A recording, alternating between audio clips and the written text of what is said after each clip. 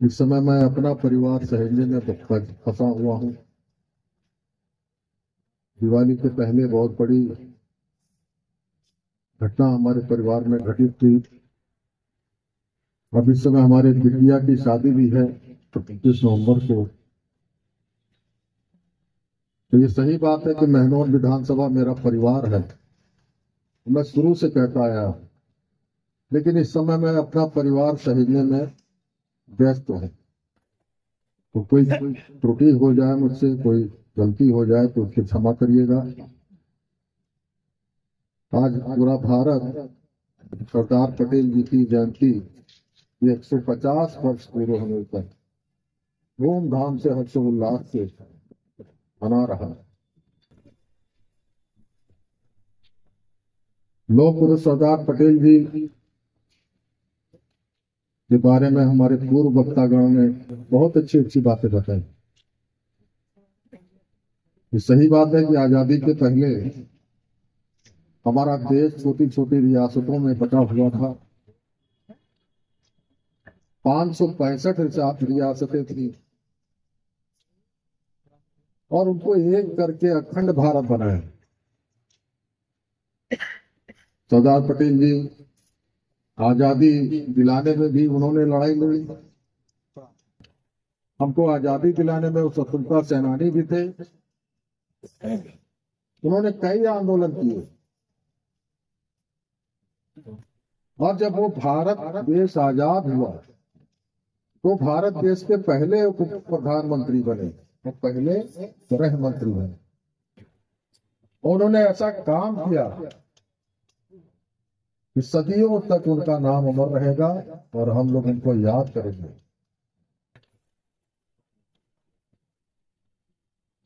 कुछ रियासतें थी, जूनागढ़ की रियासत, हैदराबाद की रियासत, कश्मीर की रियासत, जम्मू कश्मीर की रियासत, जो हमारे भारत देश में शामिल होना नहीं चाहती थी, लेकिन सरदार पटेल ने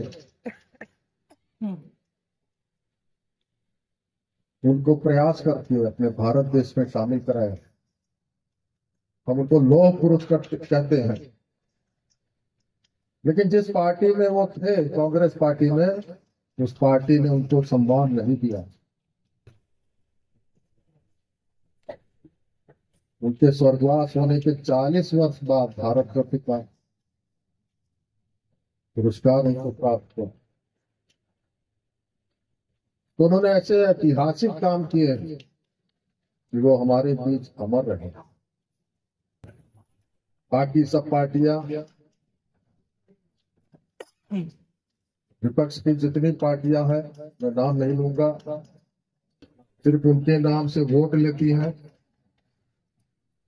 हमारे पूर्व वक्तागण भी बता रहे थे कि सिर्फ चुनाव के समय सरदार पटेल याद आएंगे, डॉक्टर भीमराव अम्बेडकर साहब याद आएंगे, उसके बाद ये सब भूल जाएंगे। लेकिन भारतीय जनता पार्टी की सरकार, एनडीए की सरकार संविधान के हिसाब से चलती। हमारी सरकार जब से बनी, केंद्र में बनी, प्रदेश में बनी, अभी लोकसभा चुनाव के बाद 4 राज्यों में चुनाव हुआ, महाराष्ट्र में, दिल्ली में, हरियाणा में और अभी बिहार में चुनाव हुआ।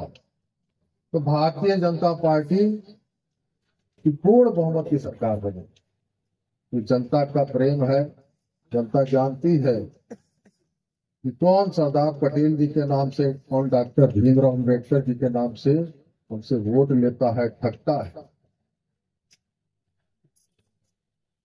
अभी उत्तर प्रदेश में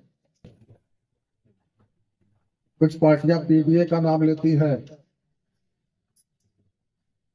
लेकिन उनको ये पता नहीं है कि भारतीय जनता पार्टी का कार्यकर्ता मुख्यमंत्री भी बन सकता है, प्रधानमंत्री भी बन सकता है। लेकिन उनके यहाँ परिवारवाद है।